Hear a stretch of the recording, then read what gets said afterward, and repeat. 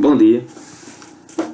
Hoje nós vamos fazer na nossa aula a correção da atividade de revisão para o simulado da semana que vem, para a turma do terceiro ano do ensino médio.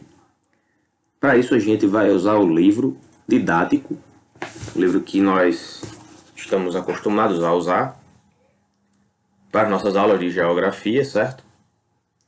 As páginas que a gente vai precisar rever nessa correção vão da página número 9 até a página número 52. Então eu já queria pedir aqui desculpas, porque lá no Google Sala de Aula, quando eu subi o documento do Word, né, com a atividade, eu pus no cabeçalho que as respostas estariam a partir da página 27. Mas na verdade as primeiras duas questões estavam em páginas anteriores à página 27. Então peço desculpas por isso. Mas, vendo um ponto positivo, é bom que abra um pouquinho mais a cabeça, né? Incentiva a pesquisa também, né? Quando isso acontece é bom também. Mas enfim, vamos continuar. Feito pedido de desculpa, então vamos para a questão número 1. A pergunta é a seguinte: a partir de qual momento a industrialização brasileira teve um significativo desenvolvimento industrial? Essa resposta vocês vão poder aí conferir na página número 9 do livro, certo? Logo no primeiro tópico aí do capítulo 1, vem mostrando as origens da industrialização. A pergunta ela quer saber, não quando começou assim de maneira incipiente, não quando começou assim a engatinhar, é quando ela teve um significativo desenvolvimento industrial. Ou seja, algo já mais assim sólido, né?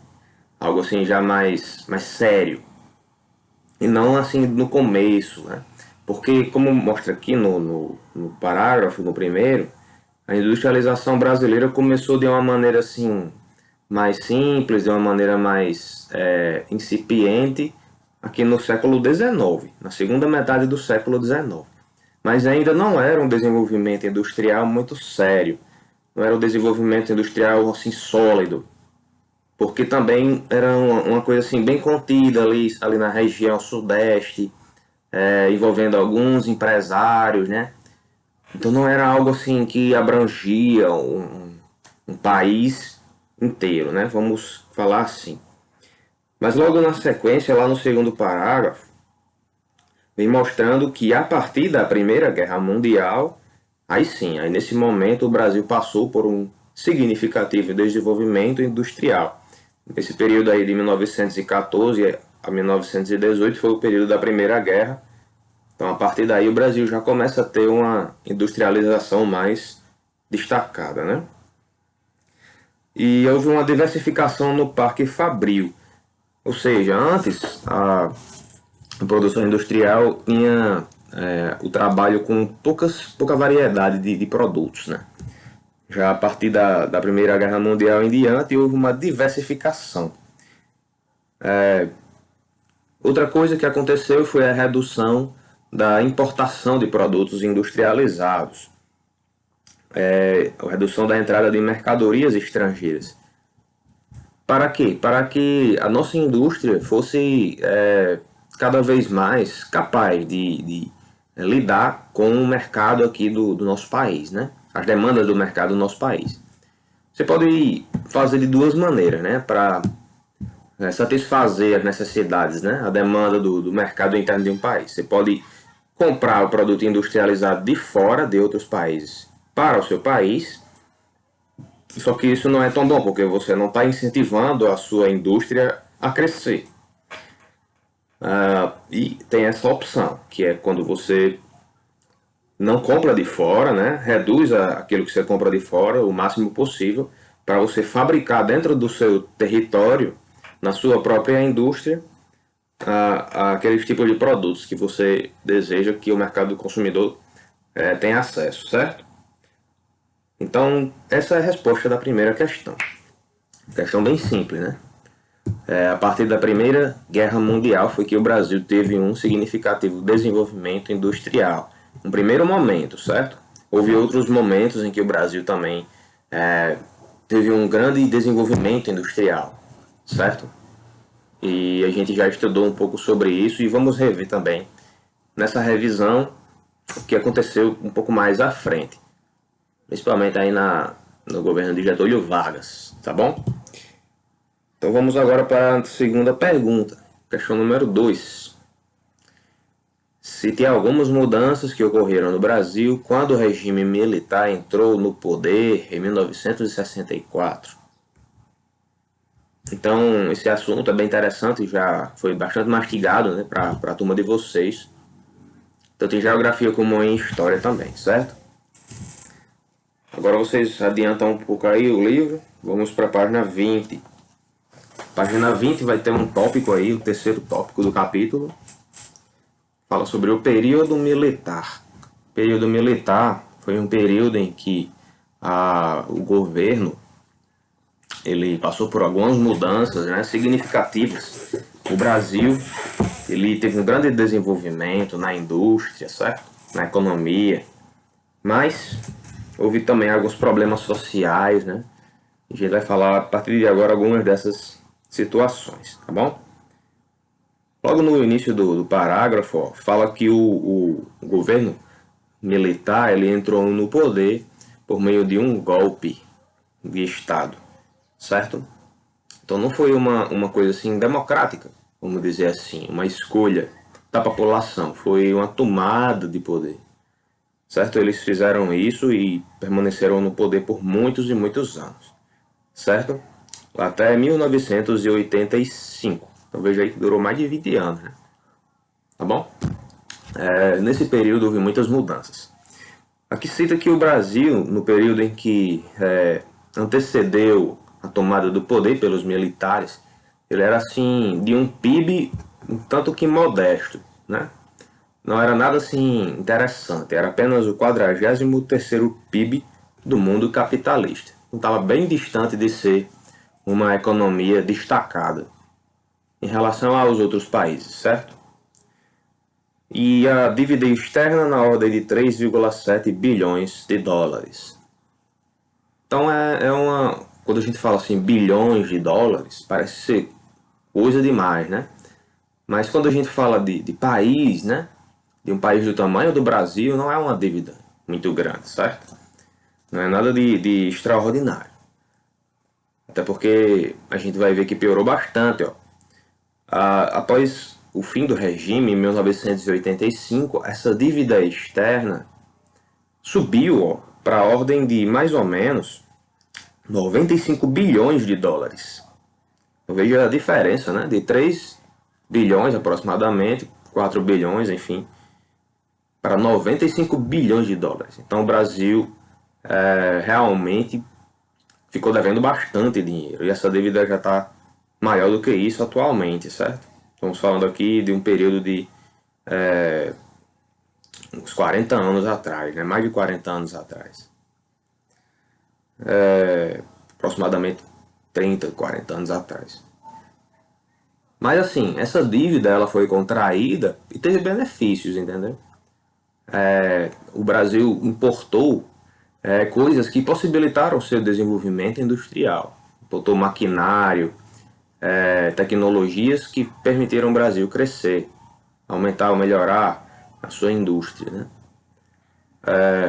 Enquanto ele era a 43º PIB do mundo capitalista, a partir do momento em que ele passou por esse período militar, ele se tornou o nono maior PIB do mundo. Então entrou no top 10 aí das maiores economias do mundo. Então subiu bastante, melhorou bastante a sua economia, mas o preço foi esse. Contraiu uma grande dívida externa, certo? Até hoje o Brasil lida com essa situação. Vai pagando ali, vai contraindo outras dívidas, paga ali, contrai outras dívidas. É assim que o Brasil tem feito já há algum tempo, tá certo?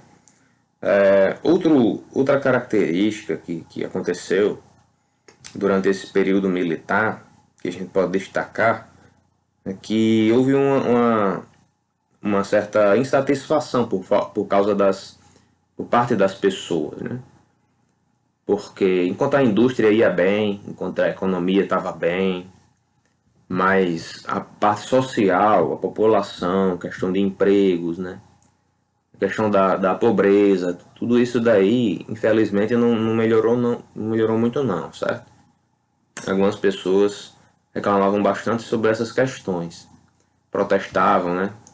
E a questão também da liberdade, certo? De expressão. No período militar, essa liberdade ela foi cortada bastante. As pessoas não podiam falar mal do governo, não podiam reclamar, não podiam falar a opinião dela se fosse contrária à opinião do governo. Isso daí poderia trazer consequências bem complicadas para ela, né? Podiam ser presas, muitos passaram por torturas, que nada disso hoje em dia é aceito, mas naquela época acontecia, mesmo que de maneira escondida, né?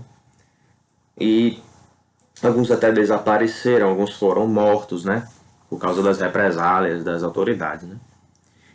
Infelizmente, foi um capítulo aí da história do Brasil que muitos lembram com tristeza, mas economicamente o Brasil foi bem, né? Pelo menos nesse aspecto, a nossa economia foi um ponto positivo, né? Desse período aí militar. Então, são algumas coisas, algumas características que a gente pode citar como sendo importantes nesse período aí do governo de Getúlio Vargas, né? Do período militar, de modo geral, certo? Muitas pessoas temem que algum dia o Brasil volte a ter um governo militar novamente. Isso até por traumas relacionados a esse período aqui, certo? Ninguém quer que volte um tempo em que a população não tem essa liberdade que nós temos hoje, né? Esses memes que a gente vê falando do governo, do presidente, essas coisas assim, seriam as primeiras coisas que seriam, vamos dizer assim, censuradas, né? Então que bom que nós temos liberdade hoje em dia, né? Para falar o que queremos e fazer o que a gente deseja, né? Porque o governo não é dessa natureza, certo? Muito bem. Vamos para a nossa terceira questão. Pergunta número 3. Defina o que é o chamado desemprego estrutural. Desemprego estrutural. É importante a gente diferenciar o desemprego estrutural do desemprego conjuntural também, certo?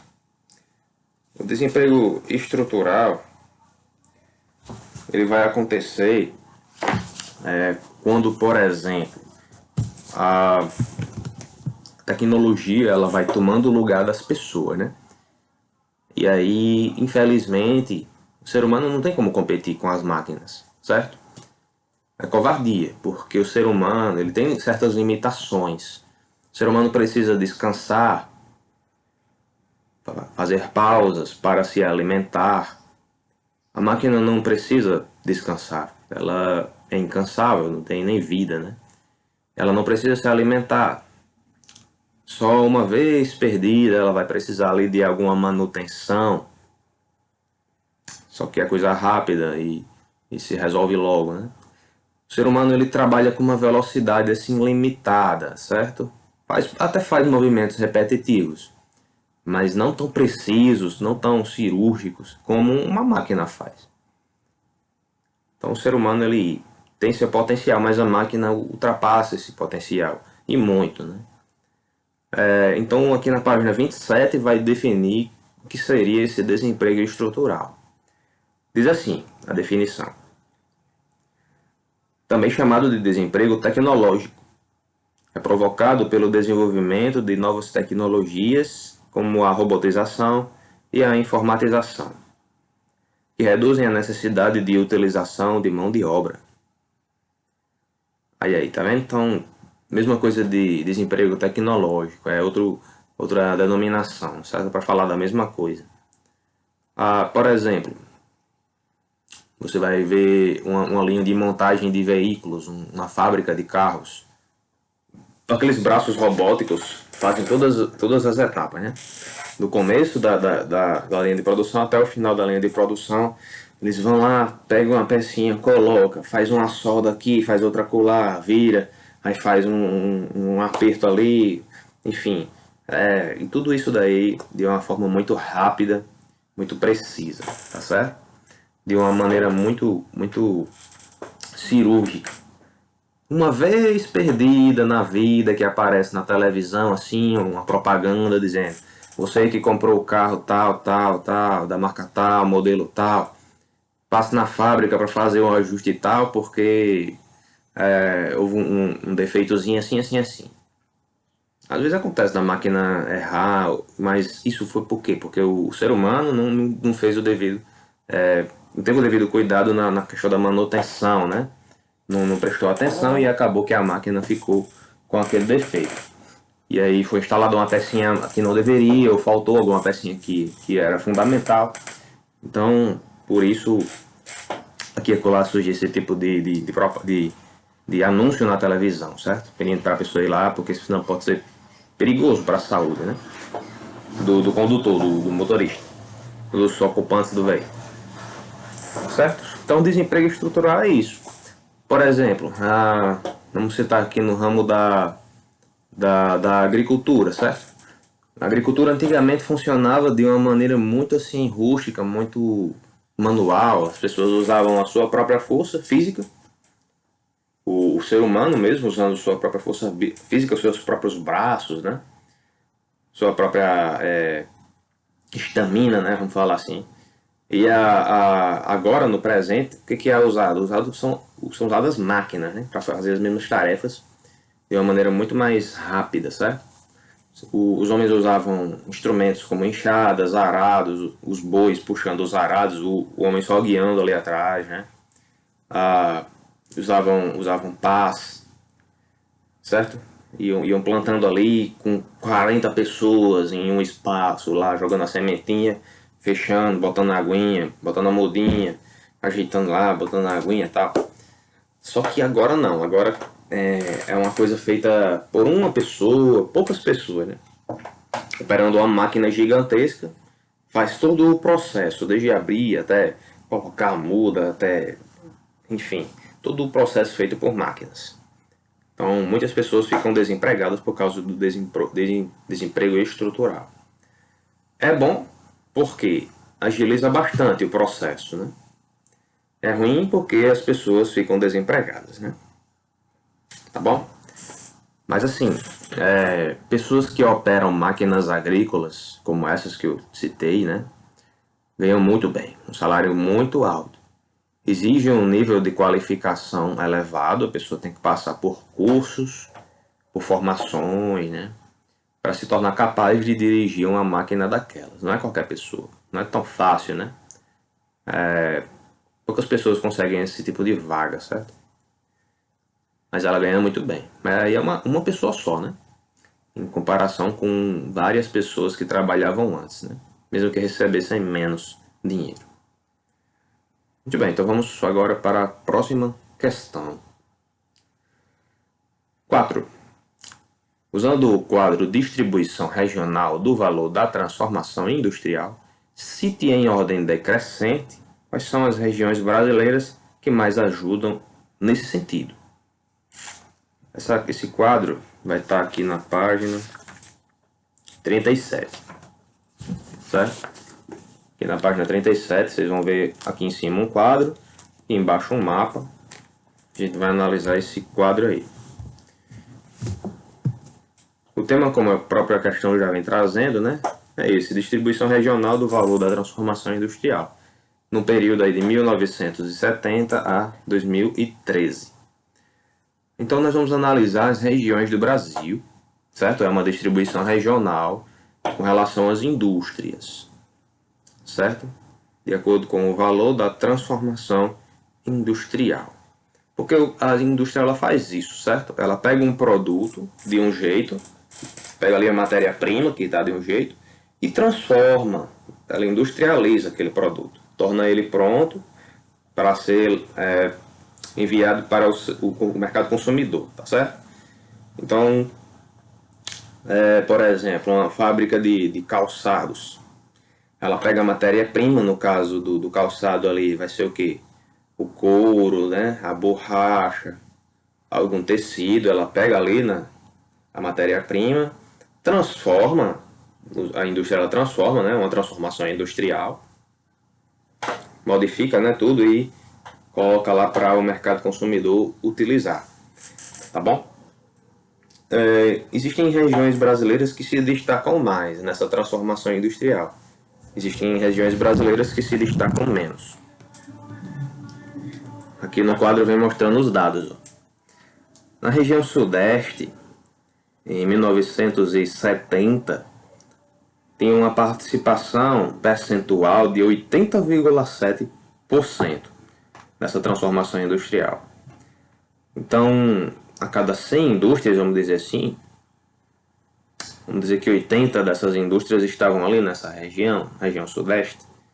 Então, é uma região que, historicamente, no nosso país, toma a frente nessa produção industrial. Desde lá no século XIX, quando a industrialização ainda estava engatinhando, né? Antes da Primeira Guerra Mundial, quando a industrialização ainda estava engatinhando, essa região foi a pioneira aqui do Brasil. Foi a primeira que recebeu as indústrias, né, aqui no nosso país. À medida que a região sudeste, em 1970, tinha 80,7%, né, da transformação industrial, aí vem em segundo lugar a região sul com 12%. Então aí só perdendo só para a região sudeste, mas com uma grande diferença, certo? A região sudeste com 80% e a sul com 12%, em média. Em terceiro lugar, nordeste, nossa região aqui com 5,7%, menos da metade, né, do que a região sul. E na última colocação, a região norte e centro-oeste, ok? Com 1,6%. Infelizmente, essas duas regiões não eram muito bem contempladas nesse período aí, no ano de 1970, né? Passaram-se 10 anos, chegamos no ano de 1980. Será que mudou alguma coisa? Será que alguma região subiu ou desceu nessa classificação? Não, pessoal, não mudou nada não, mas os dados eles tiveram uma aproximação um pouco maior, né? A discrepância diminuiu um pouco. A região sudeste, que tinha muita porcentagem, 80%, caiu para 72,6%. Então, olha aí, as indústrias agora estavam começando a se espalhar mais para outras regiões brasileiras. A sul, que tinha 12%, sobe para 15,8%. Então, veja que as indústrias da região sul tiveram um aumento aí na participação nacional da transformação industrial. A região nordeste tinha 5,7%, em 1970 subiu para 8%. E a região norte e centro-oeste, de 1,6% subiu para 3,6%. Mas assim, a classificação continua a mesma. Mas veja que a região sudeste, que tem 80%, caiu para 72%, perdeu 8 pontos percentuais, e as outras melhoraram mais. A única que teve queda foi a sudeste. Significa então que a região sudeste diminuiu o número de indústrias? Não. Só significa que agora, levando em conta todas as indústrias nacionais, a gente vai ter mais indústrias sendo distribuídas em outras regiões, em comparação com o que era antes. Da quantidade total, a maior porcentagem estava na sudeste. E agora continua sendo lá, só que com uma vantagem menor em relação às demais regiões. Data agora de 1993, 13 anos aí à frente de 1980. Sudeste, que tinha 72,6%, caiu um pouquinho mais, agora com 69% da transformação industrial. Sul, 18%, então subiu de 15,8% para 18%, continua subindo. Nordeste continua em 8%, né? Permaneceu ali com os 8%, não perdeu classificação, não perdeu pontos percentuais. E a região norte e centro-oeste de 3,6% subiu para 5%. Tá bom? Agora sim, no ano de 2013, o ano mais recente aqui da tabela, certo? Houve uma mudança aí na classificação, certo? Mas será que foi a Sudeste que caiu ou foi a Sul? Enfim, vamos ver. A Sudeste perdeu alguns pontos percentuais, mas continua a líder entre as regiões brasileiras na transformação industrial. De 69%, agora tem 60,4% de participação na indústria, na transformação industrial. A Sul tinha 18%, subiu pouquinho, né? 18,7% agora. Terceiro lugar, não é mais a região Nordeste, né? Passa agora a ser a Norte e Centro-Oeste somadas aí com 11,4%. Tá certo? E Nordeste agora com 9,5%. Melhorou em relação a 93, que tinha 8%. Porém, agora a Norte e a Centro-Oeste juntas passaram a região Nordeste. Tá certo? Quando você pegar a região Norte e Centro-Oeste e separar, obviamente a Nordeste continua na frente. Mas elas duas juntas, não. Aí elas conseguem passar a região Nordeste, no número de indústrias, né? No valor da transformação industrial também. Tá bom? Então a resposta da questão aí número 4 é essa daí. A gente vai ver basicamente essa ordem. Primeiro, Sudeste, sempre na frente. Sul, segundo lugar. Aí vai mostrar aqui em terceiro lugar a região Nordeste, certo? Sozinha. E por último a região Norte e Centro-Oeste. Ali. Só em 2013 que elas duas juntas passam a Nordeste, mas de maneira individual elas perdem para Nordeste. Norte e Centro-Oeste ficariam em último lugar, mesmo em 2013, separadamente. Ok? Então a nossa região Nordeste sempre perdeu para o Sudeste e para o Sul, com relação às indústrias, mas tem crescido a sua participação à medida que vai passando o tempo. Inclusive aí na página 37 tem até um mapa que fala sobre a distribuição espacial da indústria. E aí, se você olhar o Nordeste, vai ter uma representação interessante aí, principalmente na região litorânea, no litoral ali, leste, desde a Bahia até aqui no Rio Grande do Norte, pegando ali também no litoral norte, pegando Fortaleza, certo? Vamos ter aí as capitais aí nordestinas de destaque, né, grande. Uma diversificação interessante aí com relação ao parque industrial, com fábricas aí ou indústrias de transformação aí de bens de consumo, indústrias de bens de produção e assim por diante, tá certo? Depois se vocês tiverem curiosidade e olhar esse mapa na mesma página aí vai mostrar melhor quais são as coisas produzidas pelas nossas indústrias aqui no Nordeste e nas outras regiões também, principalmente aí ó na Sudeste, que é onde tem maior concentração. Além naquele eixo Rio-São Paulo, ok? Principalmente. Muito bem, vamos agora para a quinta questão. As fontes renováveis de energia são obtidas de diversas formas e se renovam na natureza. A gente já sabe disso, certo? Porque o nome já diz, elas são renováveis. Redundante, né? Cite algumas dessas fontes de energia. Esse assunto é muito bom, muito interessante. No primeiro ano do ensino médio a gente estuda ele, inclusive, né? Página agora 52. 52 vai mostrar aqui algumas dessas formas de energia consideradas renováveis. Tá bom? Vou tentar representar algumas delas aqui no quadro branco. Vamos ver se eu ainda sei desenhar um pouco. Então, a gente tem como gerar energia elétrica de várias maneiras. Existem maneiras que, do ponto de vista da renovação, elas são bem mais fáceis, né? E outras não tão fáceis assim. Por exemplo, o petróleo. O petróleo, ele pode gerar energia, né? Mas ele é renovável? Não é renovável. Ele tem presença em grande quantidade. Por muitos anos o ser humano explora o petróleo e nunca acabou até agora. Mas ele é uma coisa finita. Ele tem fim. Um dia ele vai se acabar.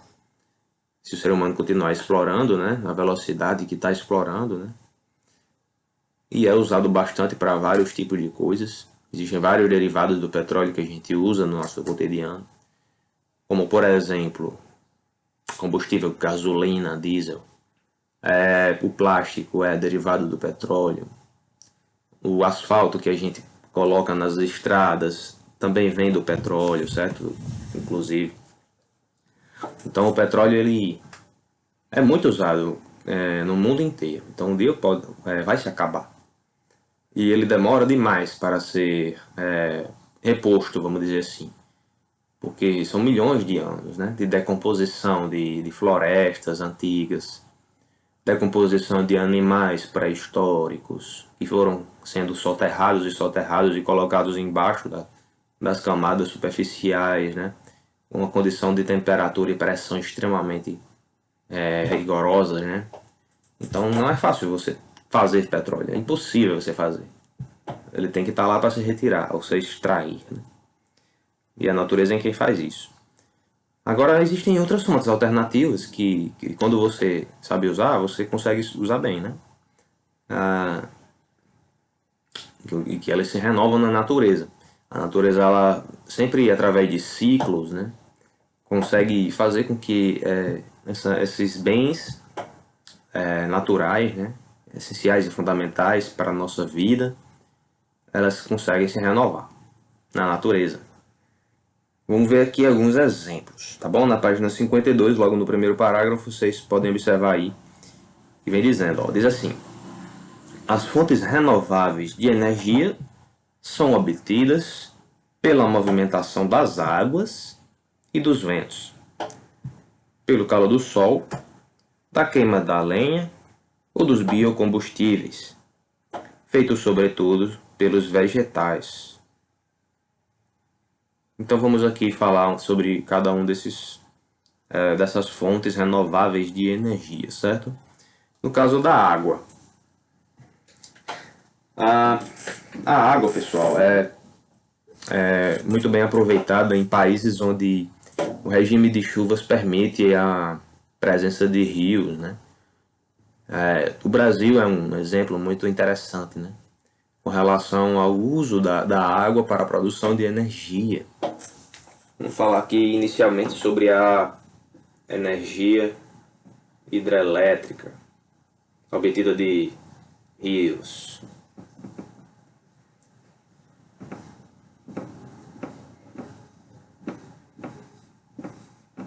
Esse prefixo aqui, hidre,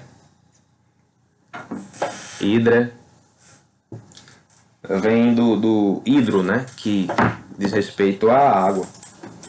Então a energia hidrelétrica, ela vem da água dos rios, tá bom? A gente obtém através da água dos rios. Como é que funciona uma hidrelétrica? É o seguinte: o rio, para ele correr, ele precisa de um desnível, certo? Ele vem do ponto mais alto sempre para o ponto mais baixo. Então vamos supor que você esteja olhando de um ponto de vista assim lateral, certo? Ele vem de um ponto mais alto, que a gente chama de montante, e sempre vai se direcionar para a jusante.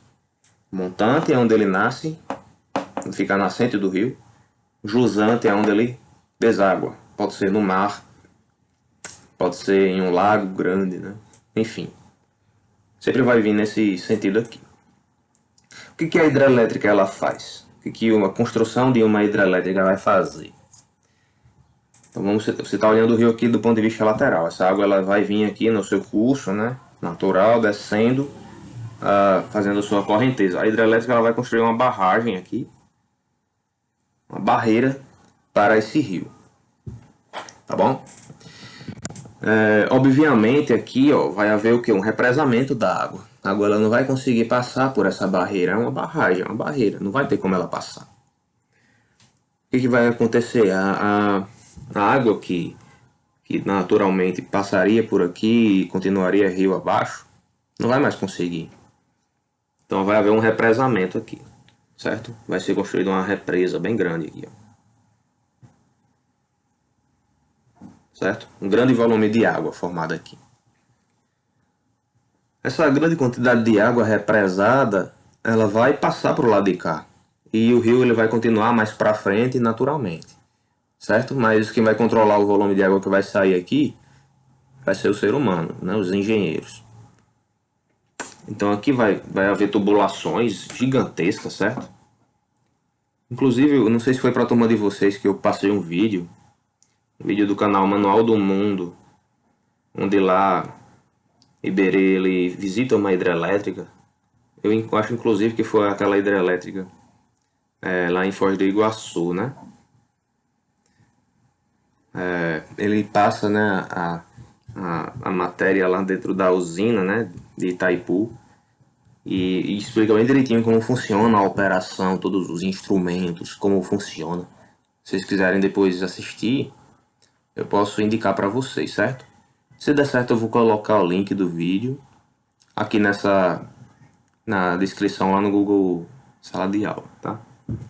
Então aqui vai colocar uma tubulação, porque é uma visão lateral, só vai dar para pegar uma, né? É como se fosse uns canos gigantescos, tá? Vamos dizer que é isso, simplificando a descrição da imagem. Onde nesses canos aqui, ó, só vai passar a quantidade de água que o engenheiro quiser. À medida que essa água for passando, né, para o lado de cá, para o rio continuar, ela vai passar por essa tubulação aqui, ó, caindo. Quando ela for passando por essas tubulações, ela vai girar uma turbina gigante, muito grande, certo? Cada tubulação, uma turbina. E são várias e várias tubulações. Nessas hidrelétricas são várias e várias tubulações. O giro da turbina em alta velocidade vai produzir a energia elétrica, certo? E a partir da usina ela vai ser distribuída para vários lugares diferentes, espalhados em vários pontos, certo? Vai para as subestações de energia e as subestações direcionam para nosso dia a dia, nossas casas, nossos postes da rua, né? E assim por diante. É assim que funciona uma hidrelétrica. Por que o Brasil se destaca na energia hidrelétrica? Ah, se destaca porque a gente tem muitos rios. Mas pense bem, lembre-se que nem todo rio serve para gerar energia elétrica por meio de hidrelétricas. Por quê? Para que um rio sirva desse jeito aqui, a água do rio tem que obedecer a alguns pré-requisitos, algumas normas, padrões, né? Tem que ser um rio que tem uma certa velocidade, né? Um certo fluxo de água, que nunca permita que essa represa baixe muito, né? Abaixo, inclusive, de onde ficam as tubulações, certo? Também tem que ser em uma região onde haja um bom regime de chuvas, justamente para que nunca falte água nessa represa aqui, para que as regiões não fiquem sem essa energia. As cidades, as regiões necessitam de uma regularidade disso daqui, certo? O ano inteiro tem que funcionar. Então são rios perenes, nunca podem ser rios temporários. Então aqui no nossa região nordeste tem que ser muito bem visto qual vai ser o rio utilizado, porque a maior parte dos rios daqui são rios menores, que secam, dependendo da época do ano, eles secam, são rios temporários, e aí não vai dar para contar com a energia de um rio como esse, que seca durante uma parte do ano. Então a hidrelétrica não funcionaria uma parte do ano. E a gente precisa de energia o ano inteiro, né? Todos os dias. Nossa sociedade não vive mais sem energia. A sociedade moderna precisa dela. A maior parte das pessoas. Então aqui a nossa energia elétrica, aqui da nossa região, vai vir da hidrelétrica de Paulo Afonso, na Bahia. Funciona desse jeito aqui. E essa hidrelétrica fica no Rio São Francisco, que é o maior rio que passa aqui pelo Nordeste, tá? Inclusive as águas do São Francisco, né? Futuramente aí tendem a passar por uma transposição e a gente vai se beneficiar ainda mais desse rio. Já nos beneficiamos, melhor dizendo. Desculpa aí o erro de português. Já nos beneficiamos por causa da energia elétrica provinda dessa usina do rio São Francisco e agora também com as águas chegando para a nossa região, abastecendo os nossos rios pequenos, né? Então pronto, a energia hidrelétrica é assim. É uma fonte renovável, porque os rios sempre vão ter água a água necessária para fazer esse procedimento todo aqui de geração de energia. Não vai gerar poluição para a atmosfera, não vai trazer nenhum prejuízo assim sério do ponto de vista ambiental, certo? Mas assim, temos que levar em conta o impacto inicial também da usina hidrelétrica, né? Depois que ela está instalada, excelente, não mexe com nada na natureza. Mas na hora da instalação, como a gente viu aqui, essa parte aqui, ó, do represamento vai gerar uma grande inundação em uma área muito ampla. Se o rio era ali estreitinho, como ele foi represado, ele vai enlarguecendo, ó, preenchendo uma longa extensão aí em quilômetros, né, para as laterais. Então, o que era antes vegetação, né, o que antes teria uma grande biodiversidade de plantas e animais, agora é tudo água, inundado, por causa da hidrelétrica. Então, gera esse impacto natural aí inicial. Mas depois dela instalada, perfeito. Uma coisa maravilhosa, né? Não mexe mais com nada na natureza. Só vai gerar eletricidade de maneira limpa. Tá bom? Então as águas podem ser bastante úteis aí na geração de energia. A questão também fala sobre a geração de energia de outras maneiras, além da energia elétrica, certo? Aliás, da energia pela movimentação das águas. Eu não falei aqui, mas também existem países que aproveitam, não em escala tão grande como a hidrelétrica aproveita, né? Mas eles aproveitam também a energia da arrebentação das ondas, da quebra das ondas, certo? Só que é muito caro, não produz tanto assim, então às vezes nem vale tanto a pena assim, né? Investir. Com relação ao aproveitamento aqui dos ventos, certo? Essa é bem fácil de ilustrar. Aqui no Rio Grande do Norte mesmo a gente vai ter, acho que vocês já devem ter visto em algum momento, em algumas partes do nosso estado a gente vai ter aquelas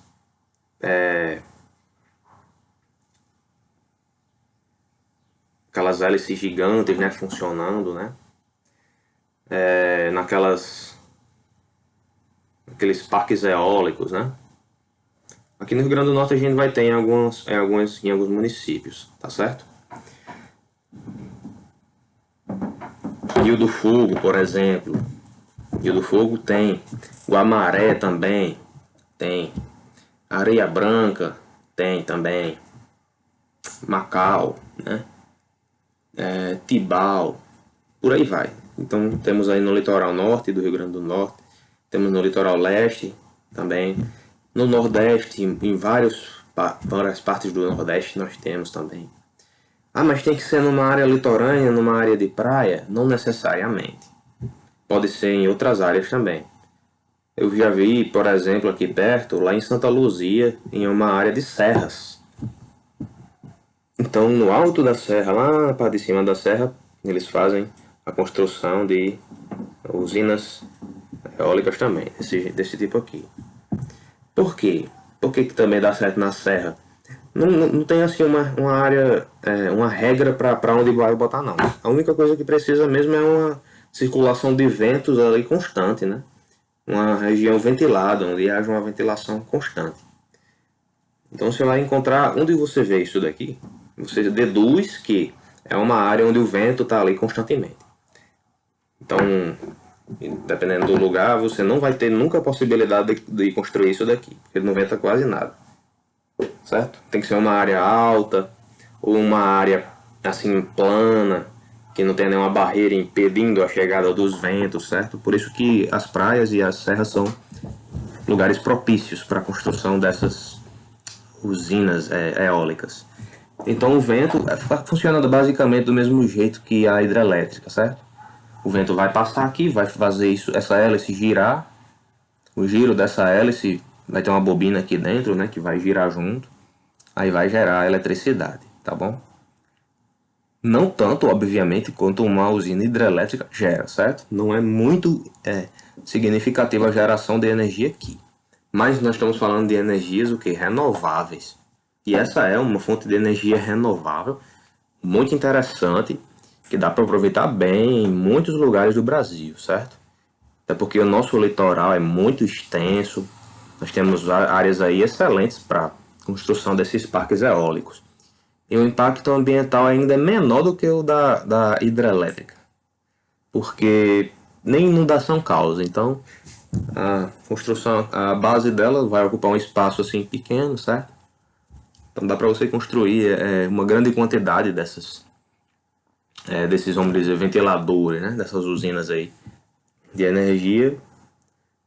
E assim, nós podemos gerar energia de maneira limpa, certo? A questão da geração é elétrica também pelo calor do sol. O sol, ele é gratuito, né? Serve para todo mundo. Inclusive, nós aqui na nossa região, um sol para cada um, né? A gente sai na rua com a sandália havaiana, volta para casa bronzeado, né? Com a marca da havaiana nos dedos, né? Usa a aliança, parece... fica dois tons também de pele, né? Enfim, usa relógio, fica também a marca do relógio.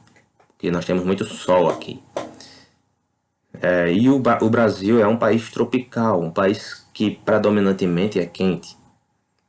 Então nós também temos um bom potencial para a geração de energia solar, através de painéis solares. Não sei se vocês já viram aquelas placas assim, fotovoltaicas, a gente chama de placas fotovoltaicas. Elas ficam assim, né? Às vezes são construídas em grandes quantidades, né? Dependendo do lugar. Isso aqui é a visão lateral dela, certo? A vista de cima ela é um quadradão assim, né? Como se fosse uma planilha assim, né? Umas placas assim escuras, certo? Então a luz do sol vai chegar nessas placas e vai ser convertida em energia elétrica também. A geração de energia elétrica pela luz solar é pouca, muito pouca, assim. Às vezes algumas residências têm isso daqui, algumas universidades aproveitam também para diminuir também o gasto, né? Eu tenho um amigo meu que tem uma placa solar na casa dele, José Wilson. Aí não se aproveita muito não, porque a geração é baixa, né? A geração de energia é baixa. Mas o que? A gente tá falando de energia limpa, renovável, certo? E é uma energia extremamente limpa. Vai aproveitar aí a luz do sol. Todos os lugares podem aproveitar? Tem condição de aproveitar? Não, porque nem todos os lugares têm sol constantemente. Tem muitas áreas onde chove bastante. Então é nublado o tempo inteiro, quase. Tem regiões onde o sol é muito, muito fraco, então também não vai ajudar muito. Então em áreas mais quentes, onde o sol está ali com altas temperaturas, né? Aí é mais interessante isso, o uso dessas placas aí, dessas placas fotovoltaicas, tá bom? Vão pegar os fótons aí da luz e aproveitar para a geração elétrica, de energia elétrica, certo? É um bem natural e também infinito, certo? Assim como as águas nunca param de correr, assim como os ventos nunca param de soprar, a luz do sol também nunca para de aquecer, né? E iluminar. Então é muito utilizado também em vários lugares essas placas aí fotovoltaicas. Geram energia para várias atividades aí, vários domicílios, várias residências optam por ter essas plaquinhas aí. E sai muito caro, sabe? Não é barato não, é muito caro. Então, normalmente quando você vê uma casinha com umas plaquinhas dessas aí, saiba que é uma mansão, né? Ou uma casona muito grande. É uma pessoa rica, né? Mas é bom. Mas é bom, porque dessa maneira você economiza um pouco mais, né? Com a Coserne, né? Não é grande ou não. Queima da lenha e a queima dos biocombustíveis. Pessoal, a madeira é um bem que nós temos também, que também nunca se acaba, né? As florestas, se elas não fossem tão agredidas, né? Elas também a gente poderia considerar como um bem infinito, certo? Nunca iriam se acabar. Mas o ser humano, de maneira egoísta, né? Selvagem, tem derrubado tantas árvores, né? aqui na Amazônia, no Brasil, em outras partes do mundo, né? Que parece que realmente a gente se aproxima do fim de algumas florestas, né? O desflorestamento é muito sério. Mas do contrário, se a gente pegasse apenas a lenha, né, aquilo ali que cai naturalmente das árvores, ou caso a gente pegasse a lenha, mas reflorestasse a mesma medida, né, na mesma proporção, com certeza seria um bem infinito, certo? A queima dessa lenha é considerado renovável por quê? Porque justamente dá para você retirar e plantar novamente. Então é uma reposição. Existem empresas que fazem essa reposição, tá? Vou citar aqui o exemplo daqui da nossa Faber-Castell. O que é a Faber-Castell?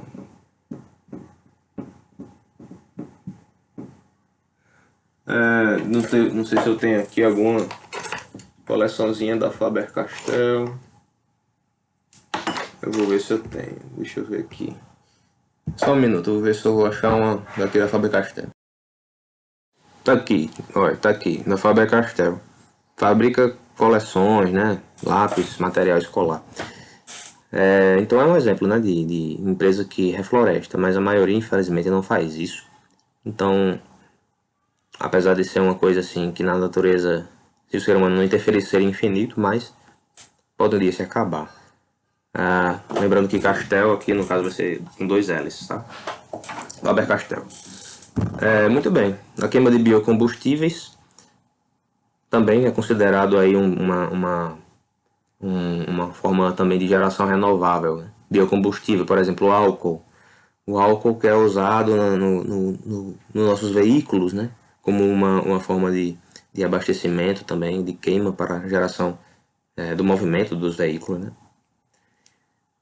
Por que é considerado renovável? Porque dá para plantar novamente a cana-de-açúcar, né? Que é usada para a produção do álcool, usado nos nossos veículos, tá? Então, tudo isso que a gente citou são exemplos de fontes renováveis de energia. Muito bem, pessoal. Então, aqui a gente finaliza a nossa correção. Eu passei um pouquinho do tempo, me distraí um pouco aqui, eu confesso, mas tudo bem. Não mata ninguém não, né? Então, vamos finalizar aqui o vídeo. Eu espero que vocês tenham entendido bem, é um assunto simples. Fiquem bem. Espero que vocês se cuidem bem. Tenham sabedoria nesse período aí da pandemia. E na próxima aula a gente se vê novamente. Um abraço, tchau.